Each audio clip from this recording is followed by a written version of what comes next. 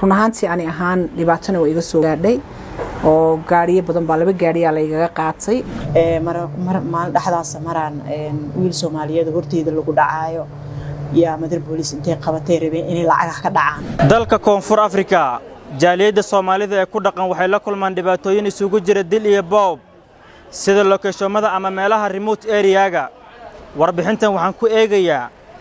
dumarka Soomaaliyeed ee ku dhaqan dalka Koonfur Afrika qaasatan magaalada Johannesburg dhibaatooyinka ay la kulmaan magacaygu waa Halgan Xaaji Xasan oo ku nool Koonfur Afrika gaar ahaan wadankan waxaan imid 2006 kulay waxaan joogaaba u maleynayaa qiyaas ahaan haddii aan qiyaaso 16 sano caruur baa igu dhalatay alxamdulillah wadankan kulay dhibaatooyin badan way leedahay deed waan ku noolahay oo dad ku nool baan nahay run ahaantii ani ahaan dhibaatana waa iga soo gaadhay oo gaariyo badan baa laba gaariyaa la igaga qaatay labada gaari waxaa la igaga qaatay mid aniga oo gabadh walaashaya oo dibadda ka timid baan cunto u waday meel hotel ay deganayd hotelka hortiisii saas markaan u istaagay oo lugna dhulka dhigtay lugtii kalena gaariga igu jirto waxaan arkay qori kalida iga saaran gaarigayga sidii baa lagu qaatay waan ku sugayaa ilaa hadda laamaha amniga waan geeyay ilaa hadda wax la iga qabtayna ma ay jirto sidii gaariga ku tagay waan booliska waan tagay report baan geeyay gaariga lambarkiisa taarikadiisa wixii oo dhan waan geeyay laakiin wax iga qabtay ma jirto mid kalena saas oo kale guriga hortiisa baa la iga qaatay anigoo guriga galay oo salaad casr soo tukamaago shaqadeydii ka imid gaarigoon oolin baan u imid asana saasuu ku maqan yahay kulay ani ahaan hooyo oo macnaha singalmaada oo ilmo la safar gareyso ilmo korsanayso oo wadankan ilmo ku korsanayso baan ahay labada dhib horta waa iga soo gaaray alxamdulillah dhibaatooyin kale oo de aniga aan ahaan ma dhaawac noqoto ama wax kale ha noqoto ama tuugo inay hay gareyso waan arkay oo anagoo habeen shaqadeyda ka baxay oo guriga tagaayo iyada saas oo kale way eryadeen habeenkii waa soo cararay magaalada Mayfian ku soo laabtay aniga waxaan deganay xaafad kore gaari ay wacirsadeen anigana gaariyaan watay marka waxaan gurigeyga waxaan isaadaa toos u tagtid way ku dilayaan magaaladan dib ugu soo noqday iyo xaafadii macnaha Soomaalidu ay deganayd baan dib ugu soo laabtay alxamdulillah laakiin waxba imay gaarsiinin waan ka badbaaday marka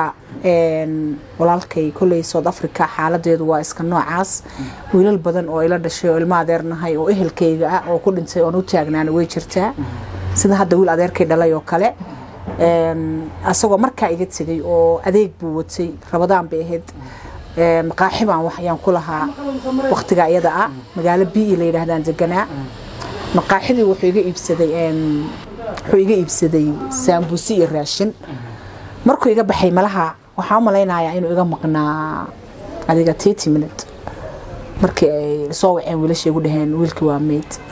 waa la dilay adeerkaya dhalay intan aad ganacsanaysan ee halkan maxaafadda Soomaalida Mayfiya dhanka laamaha amniga dhibaatooyin kala kulanta والله walaalow laamaha amniga maya dhibaato oo laamaha amniga aan kala kulanay oo cad ma jirto laakiin inay wax noo qaban waayaan oo markii aan u dacwoono oo kale ay wax noo qaban waayaan way dhacdaa gabdha Soomaaliyeed waxa jirto ku daawan doona Soomaaliya jooga ama Kenya joogan ama meel walba Soomaaliyeed degan tahay jooga oo ku haminay inay wadankan imaadaan wallahi waxaan kula talin lahaa wadan maanta horta waqtigii hore mise hadda xilligan aan ku jirno waqtigii hore South Africa lockdown-ka wixii ka horeeyay walaal way shaqo way lahayd way fiicnayd laakiin hadda wixii lockdown ka dambeeyay walaal shaqo ma lahan South Africa gabadha soo socotana kuma soo lugoynaayo halkan imo ma oranayo run ahaantii waqtiga xilligan aan ku jirno laakiin waqtigii hore South Africa alxamdulillah ilma waan ku korsanay iskuuleen noogu dhigteen balaaymaan ku qabin single maadan aha waan shaqaysanay alxamdulillah wax dhiba kuma aanan aqabin laakiin hadda wixii hadda ka dambeeyay telefoonada waxa la iskaga qaadanaya inay jidadka hadda sidii hore ma ahan waa la isboobaya xaafadda Mayfiya dhexdeeda habeen dhawatay xataa gabadh iyo wiil aan eedo ahay gabadhan aan eedo ahay iyagoo gaari wato ayaa meel halkaas lagu helay tuuga heshay waa la dilay macnaha gabadhina tuuriya ku yaalo wiilkiina waa dhaawac baa soo gaaray marka dhibaatada Mayfiya hadda dhibaato sahlan ma aha run ahaantii mayfi xaaladeedan hadda dadko dhan way la socdaan inay xaalad fiican ahayn waxaa ka ganacsadaa dukaanka u jeediin maryaha iyo shoppingka iskugu jiro ma jiraan waxyaabo dhibaatooyin aad la kulantaan ma jiraan waqti inteena waddankan joogtaa ani waa ku cusbaha waddanka waa ku cusubtaa yes soo bil camal joogaa wax balaayaan kuma arkin waa kaas alaabtan aad gadaan ma ragga iyo dumar ma iskugu jiraan mise dumar kaliya labadaba way iskugu jiraan rag iyo dumar inta waddanka aad joogtay waxa dhibaatood la kulantay ma jirto ma jirto waxaan ka ganacsadaa alaabaha cosmetics oo kala duwan shoobinada dharka alaabaha gabdhaha isku qurxiyaan alxamdulillah shukr rabbil caalamiin waa ku amaan qabnaa maqasana joogta koonfur afrika hal sanaan joogaa ma jirtaa dhibaatada kala kulantay inta aad joogtay maya wax dhibaatada aan kala kulmay ma jirto sometimes magaalada waa amni safe dadka lokeeshimada ku jira problem qabaan dukaankan aad dhex joogto aad ka ganacsato maxay tahay alaabaha kala gato والله alaabaha way kala duwan yihiin alaabaha dumarka isku cadeeyaan dharka alaabaha ragga ayaa ka ganacsanaa okay wax dhibaato ku qaasoo la kulantaan ma jirto ama lama amniga meedan dhibaan mararka qaar sharciyo iyo xawaasada ma waras maya hadda wax dhib kuma aragno laakiin sometimes alaabaha magacyada company-ga wato ayaa waxaan kala kulanayo kaleeto in askarinta noo imaato oo la diido sida neek kobo kaleeto koba buudka magacyada company-yada sometimes lagu dhibaa iyo alaabahan doornooyinkii waxaas iyo maana wax kale hadda problem oo Soomaalida la taageeranayo ama abni dar hadda ma aragno alxamdulillah alaabtan aad gadaan ma waddankay ka yimaadaan mise dalka dibadiisa ka imaataa qaar waddankay kaga dhaxay maadaama ma jirto maya ani ma gado dadka way jiraan dadka laakiin aniga ma gado alaabo dalka dibadiisa ka imaadana iibina waxaan ku noolahay South Africa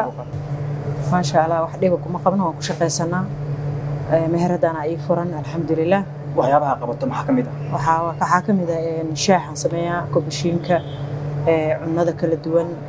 marka ma sha Allah ajaanib iyo Soomaali way igu xiran yihiin wayna